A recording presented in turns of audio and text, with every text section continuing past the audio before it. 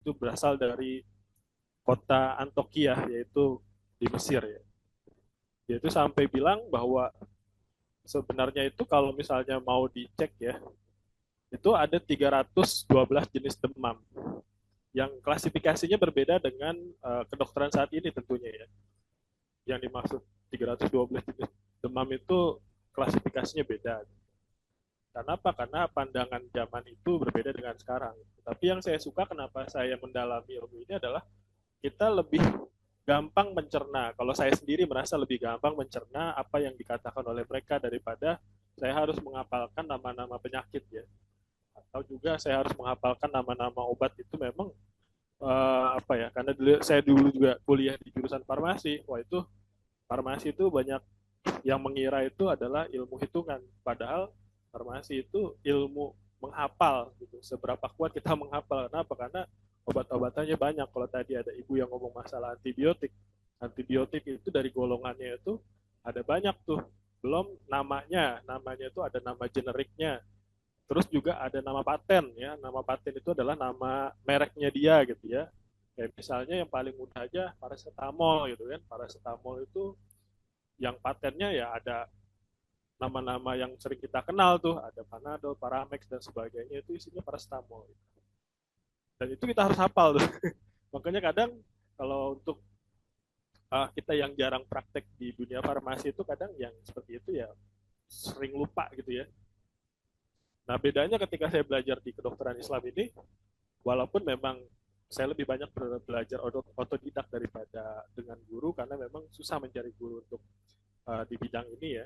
Walaupun memang ada juga beberapa orang yang menjadi guru dan juga teman diskusi saya untuk memahami apa sih yang mereka sudah kerjakan, ilmuwan Islam itu sudah kerjakan selama ratusan tahun dan uh, membuahkan hasil gitu ya.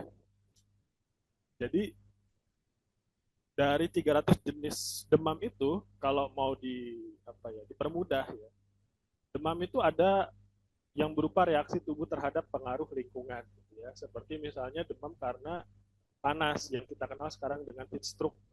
Makanya kalau misalnya orang pergi haji atau umroh, itu kan suka disemprot tuh, apalagi kalau lagi haji ya. Lagi haji itu kan sering disemprot pakai air itu. Itu untuk mencegah heat stroke. Nah, orang dulu tuh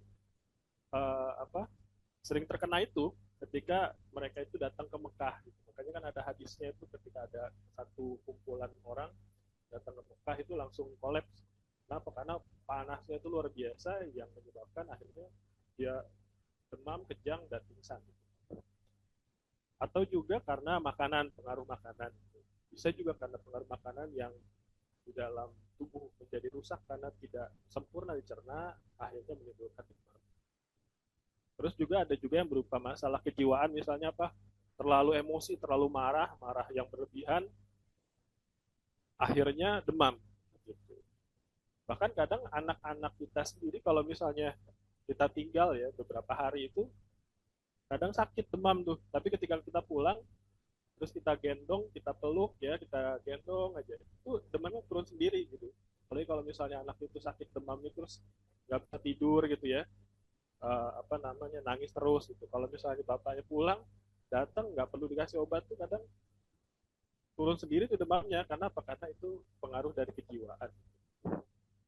Nah terus di luar itu ada lagi yaitu demam karena busuknya empat cairan tubuh gitu ya. Jadi zaman dulu itu penyakit itu lebih dipandang sebagai rusaknya cairan tubuh. Kalau bukan karena rusaknya cairan tubuh, yaitu karena rusaknya organ. Jadi sebenarnya mereka lebih mementingkan diri sendiri atau tubuh sendiri dibandingkan serangan dari luar gitu. Artinya kalau sekarang kan kayak DBD ya, kita misalnya kita tahu DBD demamnya itu karena apa? Setelah digigit nyamuk Aedes aegypti, terus di situ masuk, terus kumannya itu menyebar, terus demam gitu ya. Nah kalau misalnya zaman dulu itu berpandangan nggak kayak gitu. Kalau zaman sekarang kan gitu. Misalnya kayak malaria gitu kan, penyakit malaria kan sama juga. Apa namanya perantaranya adalah nyamuk yang gigit, terus kumannya masuk, terus tubuh bereaksi, terus demam gitu ya. Akhirnya yang dikejar adalah kumannya, gitu.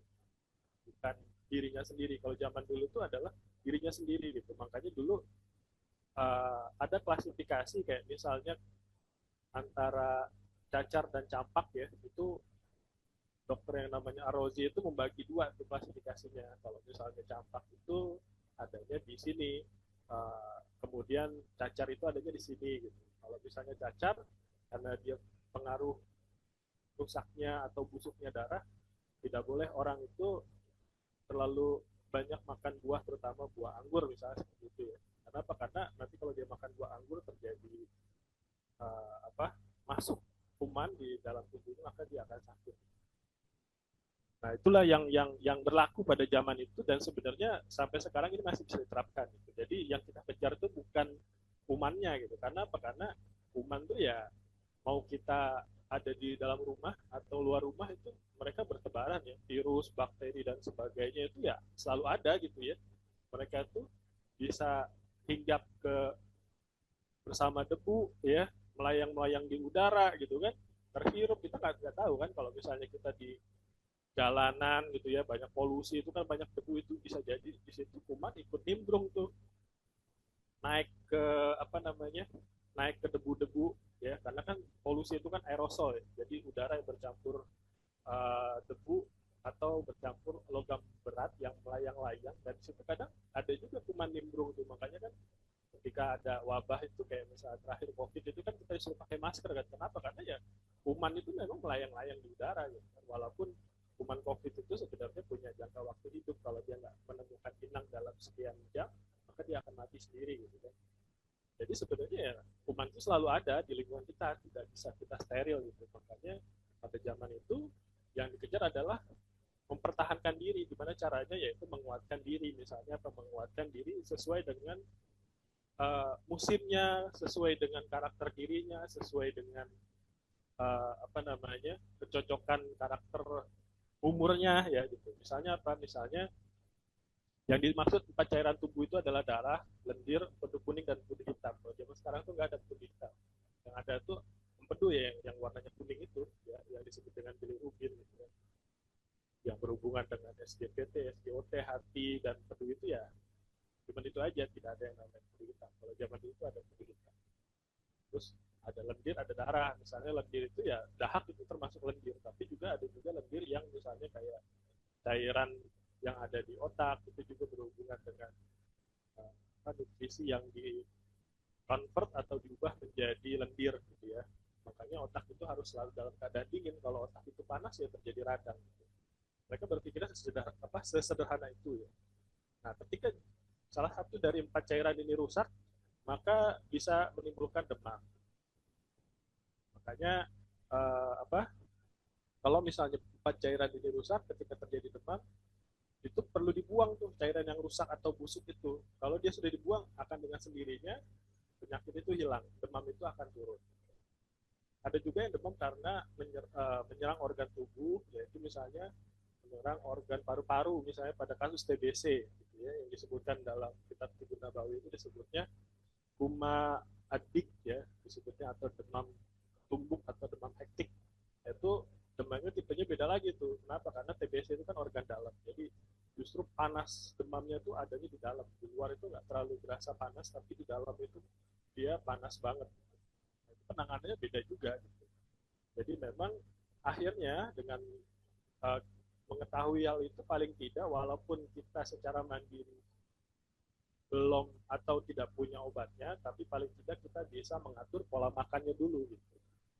Dengan cara mengatur pola makan, kita bisa meminimalisir efek negatif atau juga kejadian fatal yang akan bisa terjadi. Misalnya apa? Kalau misalnya empat cairan tubuh ini kan asalnya kan dari itu ya.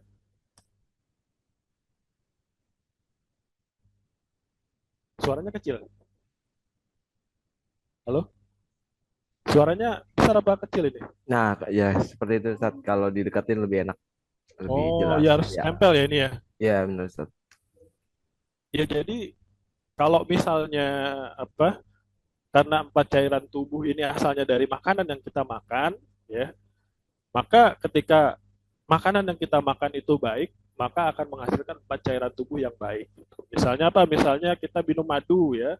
Kita minum madu itu akan menghasilkan darah yang baik menghasilkan pedu kuning yang baik gitu ya.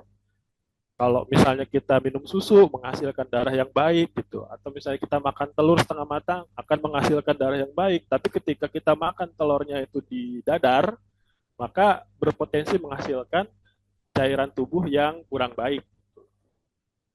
Kalau misalnya terjadi seringkali cairan tubuh itu dihasilkan dari pencernaan itu tidak baik, maka ketika ada kuman masuk, ya kita akan mudah sakit gitu, karena itu akan jadi mangsanya ya, atau makanannya kuman gitu. Nah, kalau untuk bayi sendiri itu lebih sering terjadi demam karena lendir. Kenapa? Karena dia minumnya susu kan. Bayi itu kan biasanya minumnya susu gitu ya. Nah, susu itu apa ya? Lebih sering menghasilkan lendir gitu. Kenapa? Karena berhubungan dengan lemak gitu. Kalau misalnya kita minum susu, biasanya gemuk kan anak-anak balita itu kan kalau misalnya minum susu, ya dia akan jadi gemuk gitu ya. Kenapa? Karena masih dalam masa pertumbuhan.